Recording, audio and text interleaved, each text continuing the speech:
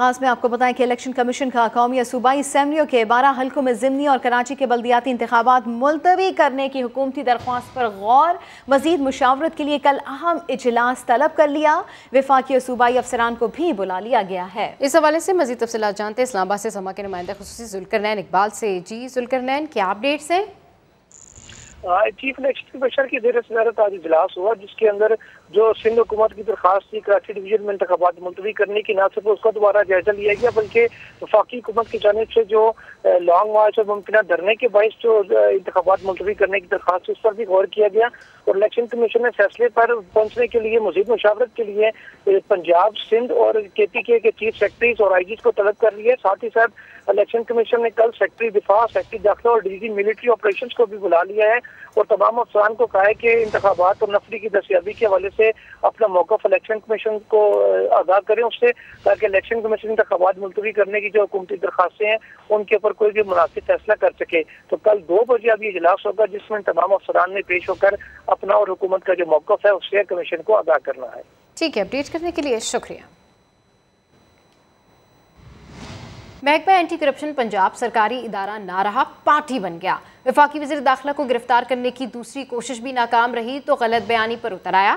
Islamabad police पर warrant वसूल ना करने और नारवा रवैये के इल्जामात आयद किए, जो वफाकी तर्जुमान ने यकसर मुस्तरद कर दिए। महकमा इंसदाद बदअनवानी की अदालती महाज पर भी सुबकी एंटी करप्शन जज ने राना सनाउल्लाह को इश्तिहारी करार देने से इनकार कर दिया। इस्लामाबाद से आदिल तनोली की रिपोर्ट। पंजाब हुकूमत का वफाकी वज़ीर दाखिला की गिरफ्तारी का ख्वाब दूसरे रोज भी पूरा न हो सका। महकमा एंटी करप्शन पंजाब का असल मिशन बेनकाब हो गया। अदालत से राना सनाउल्लाह को इश्तिहारी करार दिलाने की कोशिश नाकाम हुई तो शहर इक़्तिदार पर दोबारा चढ़ाई कर दी। Director anti corruption Punjab Syed Anwar Ali Shah 3 गाड़ियों में नफरी लिए थाना सेक्रेटेरिएट में दाखिल हुए, मगर चंद मिनटों में ही बाहर आ गए और न जाने किसके मकासद की तकमील के लिए वफाकी पुलिस पर इल्जामात की बौछार कर दी। तमील शमील तो नहीं हुई, हमें तो देखे वो गाड़ियाँ भी हमारी बाहर निकाल दी उन्होंने। सारा कुछ सफिशिएंट है, कोर्ट ने पूरा सेटिस्फाई किया है। तर्जुमान वफाकी पुलिस ने फौरी जवाब देकर गलत बयानी का पर्दा चाक कर दिया। एक बयान में कहा, थाना सेक्रेटेरिएट ने वफाकी वज़ीर दाखिला के वारंट गिरफ्तारी वसूल कर लिए, आमद और रवानगी का अंदराज भी किया, मगर महकमा एंटी करप्शन पंजाब ने रिकॉर्ड देने से इनकार कर दिया। सूबाई अफसरान गलत बयानी से गुरेज करें वरना कानूनी कार्रवाई करेंगे। कैमरामैन फैसल मसूद के साथ आदिल तनोली, समा, इस्लामाबाद। और अब कुछ जिक्र साबिक वज़ीर आज़म मियां नवाज शरीफ की धुआंधार न्यूज़ कॉन्फ्रेंस की। नून लीग के कायद ने मीडिया से गुफ्तगू में दिल की बातें की, शिकवे शिकायतें की। बोले, इनसे इंतकाम लेते लेते पाकिस्तान का भट्टा बिठा दिया गया। ताहयात नाअहली सुप्रीम कोर्ट से हुई और अब कहा जा रहा है कि ये काला कानून है, इसका अजाला कौन करेगा? इमरान खान ने ऐसा क्या कर दिया है जो एब्सोल्युटली नॉट कहता है? हमें तो $5 अरब प्लेट में रख कर दिए गए, हमने एब्सोल्युटली नॉट कहा। साजिश करने वाला सबसे बड़ा साजिशी खुद निकला। हर चीज़ यहाँ हो रही है, एक एक करतूत कौम के सामने आ रहे हैं। आइंदा पता नहीं और क्या कुछ आएगा, उसका क्या कौम को जवाब देगा। हर चीज़ पे यू टर्न। मैं IMF के पास नहीं जाऊंगा, जाने से पहले खुदकुशी कर लूंगा। वो खुदकुशी आज तक नहीं की। कौम देख रही थी कब करेंगे ये खुदकुशी। दोबारा जो है ना हमें बेसाखियों पे खड़ा कर दिया। $1 बिलियन के लिए जाके हम दूसरे मुल्कों से भीख मांगते रहे, ताल्लुकात खराब कर दिए हमसायों से भी, दूसरे ममालिक से भी, और अपनी कौम को धोखे देता रहा ये कह कह के एब्सोल्युटली नॉट। किस बात पे तुम एब्सोल्युटली नॉट कह रहे हो? तुमने किया क्या है? हिस्ट्री में $5 बिलियन पेश कर दिए गए हमें। हमने एब्सोल्युटली नॉट कहा। कुछ हद होती है, कोई लिमिट होती है। झूठे केसेस, जुल्म, जबर, जज ने हुजूर सजा दी नहीं है, दिलवाई गई है। 100 मोटो नोटिस लिए जाते हैं, भाई इसका भी 100 मोटो नोटिस लो। 5 साल से नाइंसाफ़ी पे नाइंसाफ़ी, नाइंसाफ़ी पे नाइंसाफ़ी, नाइंसाफ़ी पे नाइंसाफ़ी। सजाएं दे दी कि मुझे इलेक्शनों से भी दूर रखा जाए और मुझे फॉर लाइफ डिस्क्वालीफाई कर दिया। लाइफ डिस्क्वालीफिकेशन भी सुप्रीम कोर्ट से हुई और आज कहा जा रहा है कि जनाब ये तो बड़ा ड्रैकोनियन कानून है। तो फिर उसका अजाला, ये इंतकाम है, ये कोई अदालती फैसला नहीं है। और मुझे समझ नहीं है कि मुझसे इंतकाम लेते लेते आज आपने पाकिस्तान का भट्टा बिठा दिया। जजेस ने जिन्होंने नाइंसाफियां की हैं उनसे हिसाब लेना भी चाहिए और उनको देना भी पड़ेगा। साबिक वज़ीर दाखिला शेख रशीद का कहना है कि डील नाकाम और नवाज शरीफ को मायूसी होगी। नवाज शरीफ की ख्वाहिश पर कोई तैनाती नहीं होगी। उन्होंने मजीद क्या कहा, आपको सुनवाते हैं।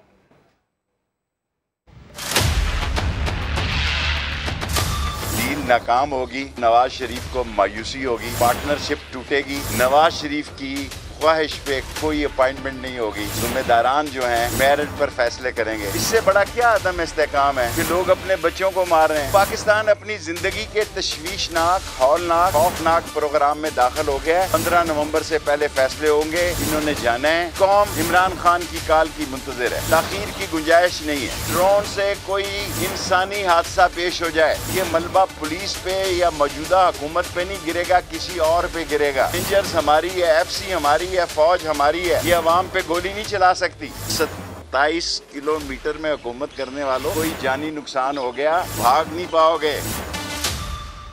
बेगम कुलसूम नवाज की बीमारी के दौरान शरीफ खानदान पर क्या बीती, नवाज शरीफ ने सब बता दिया। मीडिया से गुफ्तगू में कहा, अहलिया बिस्तर मर्ग पर थी, मैंने मिन्नतें की मगर मेरी बात नहीं करवाई गई। अहलिया का इंतकाल हुआ तो मरियम नवाज को मुश्किल से संभाला। मरियम नवाज सुरखरू होकर आई हैं। शहबाज शरीफ नवाज शरीफ से क्या गिला करते थे, बड़े भाई ने वो भी बता दिया।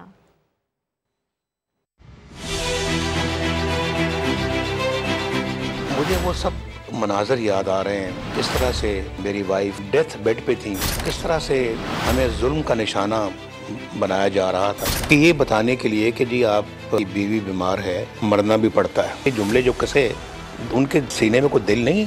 मैंने उनको मिन्नतें की, उनके मैंने कहा मेरी बात करा दें, मेरी बीवी बीमार है, उनकी तबीयत ठीक नहीं है। नहीं कराई बात। 3 घंटे के बाद मेरे पास आते हैं कि जी हमें बड़ा दुख है जी, आपकी बेगम फौत।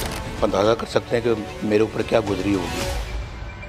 कहने लगा मरियम की तरफ जा रहे हैं, उनको इतला करनी है। मैंने कहा हरगिज़ नहीं, आप मरियम को खुद जाके इतला नहीं देंगे, मैं जाऊँगा खुद मरियम को इतला करूँगा। तो जब मैंने मरियम को ये बात बताई तो सख्ते में आ गई और ज़ारो कतार रोना शुरू कर दिया। बड़ी मुश्किल से मैंने मरियम को संभाला। आज तो मरियम माशाल्लाह सुरखरू होके पाकिस्तान से आई है, अपना मुकदमा जीत कर आई है। मुकदमा झूठा था तो फिर ये 200, 250, 300 पेशियाँ क्यों भुगती गई, जेलों में क्यों जाना पड़ा, इसका भी तो कोई हिसाब देना। जैसे कि एक बहादुर बेटी अपने बाप का साथ देती है, मरियम ने वो सबूत दिया है। माशाल्लाह मुझे फ़ख्र है मरियम। मेरे भाई शहबाज शरीफ साहब भी उसके मोतरफ हैं, पार्टी माशाल्लाह इस मोतरफ है इस बात की। मेरी वालदा साहब का मैं आपको एक बात बताऊँ, मुझसे खुसूसी प्यार करती थी। वो पिंडी वाली जेल है, वहाँ आके जब मुझे हफ्ते में एक दफ़ा जब मिलती थी तो मुझे कहती थी मैंने अब तुम्हारे बगैर वापस नहीं जाना। कि नहीं हम नहीं कर सकते। उनके नहीं, फिर मैं भी इनके साथ यहाँ रहूँगी। शहबाज साहब को ये गिरा ही रहा है हमेशा, ये आपसे अम्मी ज़्यादा प्यार करती थी। जब उन्होंने जान दी तो बिल्कुल मेरे हाथों में थी।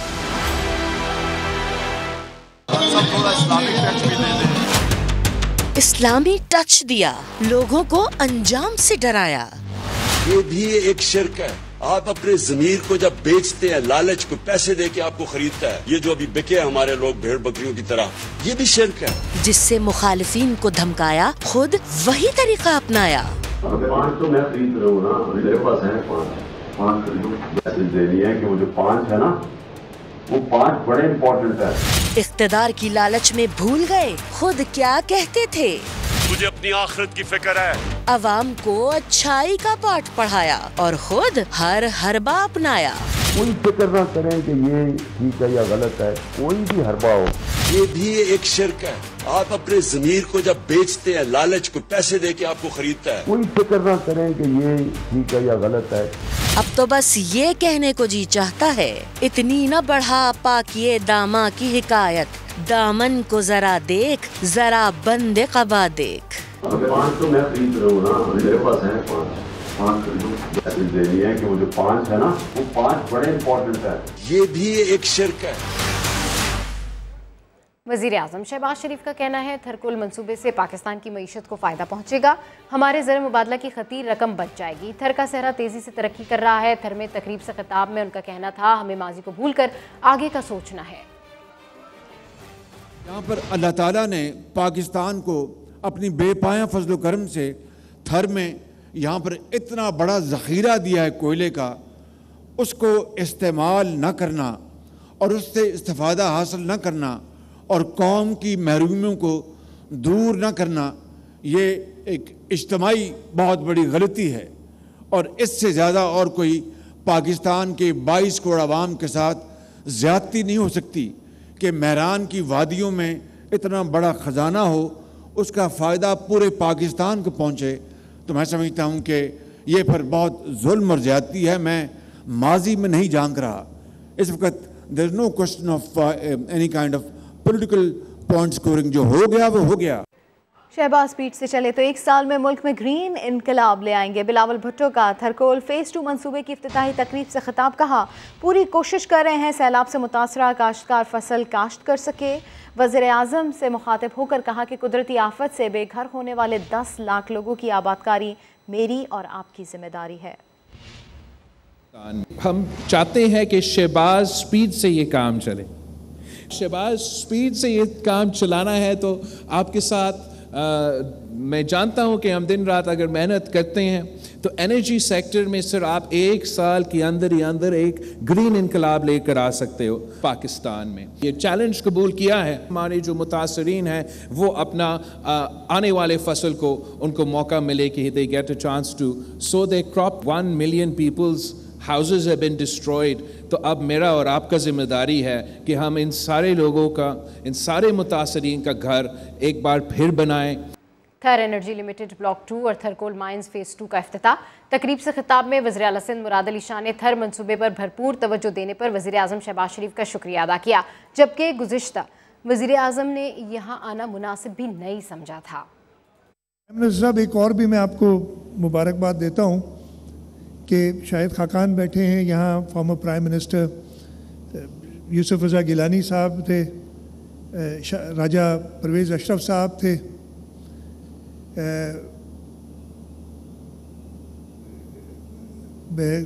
और उसके बाद अब आप आए हैं एज प्राइम मिनिस्टर। बीच में फिर एक प्राइम मिनिस्टर थे, उन्होंने थर आना मुनासिब नहीं समझा, इसी वजह से। और मैं आपको आपका आना इंशाल्लाह ताला यहाँ बहुत सूदमंद होगा, इसलिए कि थर में पाकिस्तान का फ्यूचर है।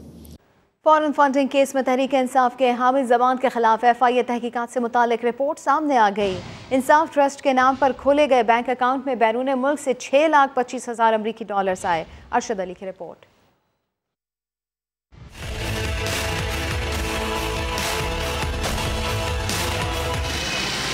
FIA रिपोर्ट के मुताबिक मुल्ज़म हामिद ज़मान ने तहरीक इंसाफ की क़यादत से मिलकर एक अकाउंट अमेरिकी डॉलर, दूसरा पाउंड्स और तीसरा पाकिस्तानी रुपयों में खुलवाया। तीनों बैंक अकाउंट पाकिस्तान में इंसाफ ट्रस्ट के नाम से खुलवाए गए।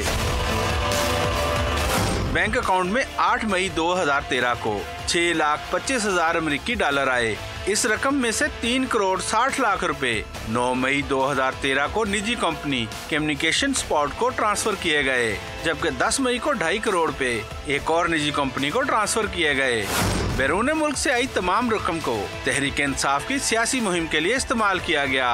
मुल्ज़म हामिद ज़मान से मज़ीद डिजिटल शवाहिद और दीगर मुल्ज़मान बारे पूछगिछ जारी है।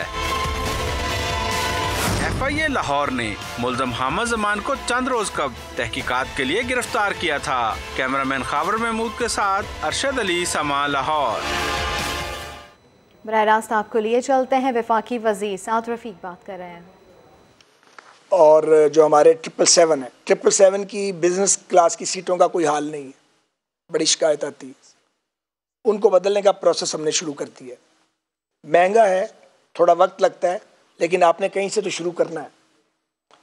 तो वो प्रोसेस शुरू हो गया। ये 2-2 करके 2-2 जहाज़ जो है उनको हम तब्दील करेंगे और उनकी बिज़नेस क्लास की सीट्स को द बेस्ट कर देंगे। और जो इकॉनमी क्लास की सीट्स हैं वो हम लोकली ठीक कर सकते हैं, ये हमारी कैपेसिटी है, उनको हम लोकली ठीक करेंगे। A320 के जो जहाज़ हैं उनमें से बाज़ जहाज़ों की जो सीट्स थी उनके नीचे से फोम उड़ गया हुआ था। वो जब आप उसके ऊपर से उठाते हैं उसका वो कपड़ा तो देखते हैं नीचे कुछ भी नहीं, और लोग बेचारे सफ़र कर रहे थे। तो हमने अब टारगेट किया है 7 A320 जिन्हें अगले 90 डेज़ के अंदर वो कन्वर्ट हो जाएंगे, नई सीटें उनमें लग गई होंगी। इंशाल्लाह ताला माहौल बदल जाएगा उनका, इंशाल्लाह लोगों के लिए आसानी होगी, उनको कंफर्ट मिलेगी PIA पे सफ़र करने में।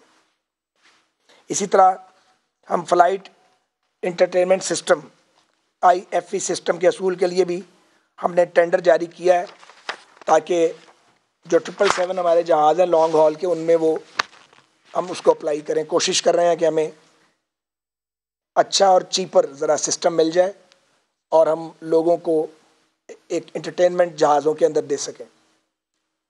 हीथ्रो के स्लॉट्स आप अच्छी तरह जानते हैं कि एक वज़ीर साहब के एक गैर दानिशमंदाना, बचगाना और अहमकाना बयान के बाइस पूरी दुनिया के अंदर पाकिस्तान की जाग गंसाई हुई। जो स्टेट सीक्रेट्स होते हैं वो स्टेट सीक्रेट होते हैं, और जो अदारों के मामलात हैं वो अदारों में रहते हैं, और आप अपनी इम्प्रूवमेंट करते हैं, अपना तमाशा खुद नहीं लगाते। तो जिन साहब ने पूरे मुल्क का तमाशा लगा दिया था, जिसके नतीजे में हमारे पायलट्स इंतहाई काबिल जो दुनिया को तरबियत देते थे उनको भी ले ऑफ किया गया, उस बला ने अभी तक हमारी जान नहीं छोड़ी उस मुश्किल में। और आप जानते हैं कि उसी वजह से यूके और यूरोप में हमारी फ़्लाइट्स पर पाबंदी है, और मैंने पिछले 5 माह में और मेरे साथियों ने पूरा जोर लगाया, अभी भी लगा रहे हैं।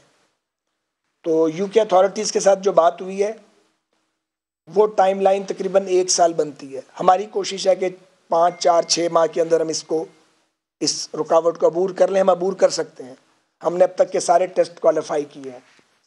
तो ये बहुत ज़रूरी है कि लाखों पाकिस्तानी जो बरतानिया में बसते हैं उनको अपने मुल्क आने के लिए अपने मुल्क की एयरलाइन मुयस्सर हो, क्योंकि जो दूसरी 2 एयरलाइंस हैं माजरत के साथ वो अपनी जेबें गर्म कर रही हैं, और उनके किराए ज़रूरत से बहुत ज़्यादा हैं जो यूके और पाकिस्तान के दरमियान चल रही हैं। तो इसी तरह हमारे डेलीगेशन ब्रसेल्स भी गए हैं, हम मॉन्ट्रियल भी हमारे वज़ीर साद रफ़ीक प्रेस कॉन्फ्रेंस कर रहे हैं। पीटीआई का मुमकिन लॉन्ग मार्च, वज़ीर आला पंजाब सूबे से गायब हैं। चौधरी परवेज़ इलाही ने लंदन में डेरे डाले हुए हैं। परवेज़ इलाही ने लंदन में सियासी शख्सियात से खुफिया मुलाकातें की हैं। बिल्कुल, आपको ये बताते चलें कि पीटीआई का मुमकिन लॉन्ग मार्च और ऐसे में वज़ीर आला पंजाब सूबे से गायब हैं। चौधरी परवेज़ इलाही ने लंदन में डेरे डाले हुए हैं। परवेज़ इलाही ने लंदन में सियासी शख्सियात से खुफिया मुलाकातें की हैं। असम्बलियों की मुद्दत पूरी करने के लिए परवेज़ इलाही के PDM से भी राब्ते किए गए हैं। तो पीटीआई का मुमकिन लॉन्ग मार्च, वज़ीर आला पंजाब सूबे से गायब है।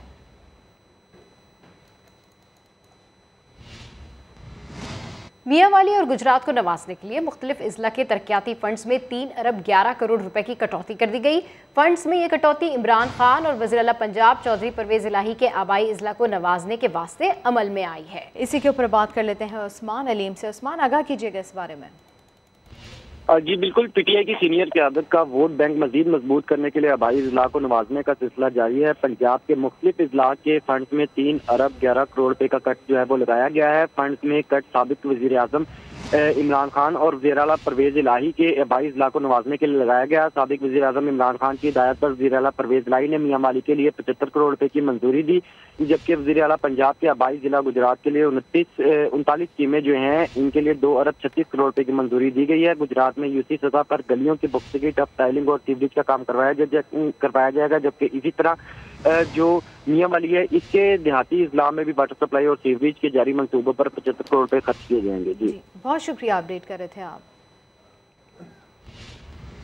अपनी ज़मीनों पर हल चलाना किसानों का जुर्म बन गया। अपने बुनियादी हक की जंग लड़ने वाले किसानों के खिलाफ रावी अर्बन डेवलपमेंट अथॉरिटी ने 2 मुकदमात दर्ज करवा दिए। इस हवाले से मज़ीद तफसीलात जानते हैं अब्बास नकवी से। अब्बास, इन मुकदमात की क्या तफसीलात हैं आपके पास? जी बिल्कुल, जैसे रोडा जो है मुस्तकिल तौर पे किसानों के साथ ज्यादतियां करता आ रहा है। इस हवाले से 2 रोज कबल जो है किसानों ने अपनी जमीनों पर हल चलाया था अपनी दोबारा फसल काश्त करने के लिए, लेकिन अहम बात यह है कि रोडा ने किसानों के खिलाफ 2 FIR दर्ज करनी है, और कि इस हवाले से मुकदमात जो है वो रोडा के डिप्टी डायरेक्टर सिक्योरिटी अब्दुल बदूद ने दर्ज करवाए हैं, और इसमें किसानों को गिल्टी करार दिया गया। लेकिन अहम बात यह कि रोडा जो है वो मुस्तकिल तौर पर किसानों के साथ ज्यादतियां करता आ रहा है, उसके लिए मुश्किलात पैदा कर रहा है और जबरदस्ती उनकी जमीनों पर कब्जे करने की कोशिश कर रहा है। जबकि हजारों एकड़ किसानों की जो जमीनें हैं जिनके ऊपर जो काश्त है वो किसान कर चुके थे और बहुत सारी फसलें जो है वो उस पर काश्त कर रहे थे, लेकिन उन सबको तबाह कर दिया गया है। और उसके बाद अहम इकदाम जो सामने आया है रोडा की जानिब से, जो ज्यादती की गई है किसानों के साथ, 150 से ज्यादा अपराध जो है जिनको नामालूम कह के उन किसानों के खिलाफ जो है पर्चे दर्ज किए गए हैं, 2 FIR दर्ज की गई हैं, और अब उनको गिरफ्तार करने की जो हुकूमत पंजाब ने कोशिश शुरू कर दी कि किसी तरीके से उनको आज गिरफ्तार कर लिया जाए। ठीक है, अपडेट करने के लिए शुक्रिया। पाकिस्तान का दरियाए रावी इलाकाई इकोसिस्टम के तहफ़्फ़ुज़ के लिए खुदकार तरीके से काम करता था, मगर अब पानी की कमी ने सूरत हाल बदल दी है। ये सदियों पुराना दरिया आज तबाही के किनारे पर है। आयशाता की रिपोर्ट।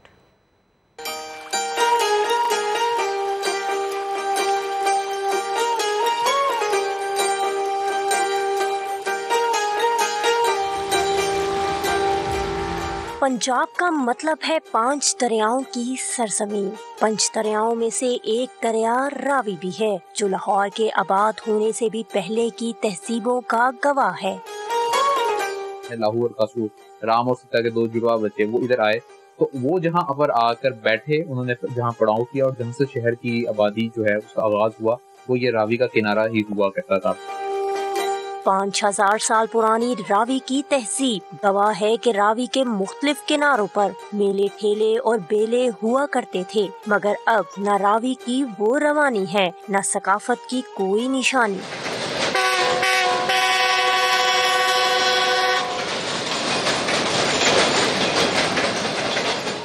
कहते हैं दरिया खुश्क हो जाएं तो तहजीबें भी उजड़ जाती हैं। और जो खवातीन और मर्द इस रावी नू अपनी जिंदगी का हिस्सा समझते सन। ਇਹਦੇ पानी नू मुकद्दस समझा जाता सी और ਇਹਦੇ पानियों के अंदर बहुत सारे हिंदू त्योहारों के उत्ते और मुस्लिम त्योहारों के उत्ते मिट्टी के या आटे के दीवे बाल के और उहदे च दरिया बुर्द किए जाते सन। रावी किनारे सूखी मट्टी हड़प्पा की तहजीब की भी गवाही देती है।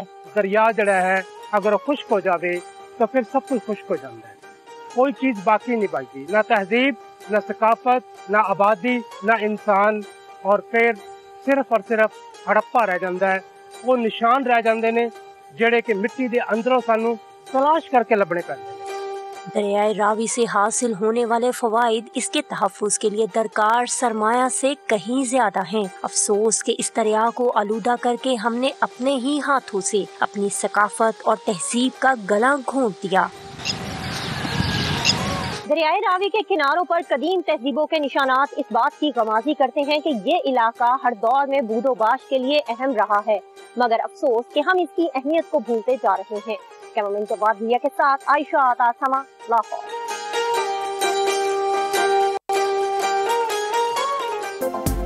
बड़ी खबर आपको देखें। वज़ीर-ए-आज़म शहबाज शरीफ के लिए अहम आलमी एजाज़, मौसमियाती तब्दीलियों की तंजीम का शहबाज शरीफ को नायब सदारत देने का ऐलान।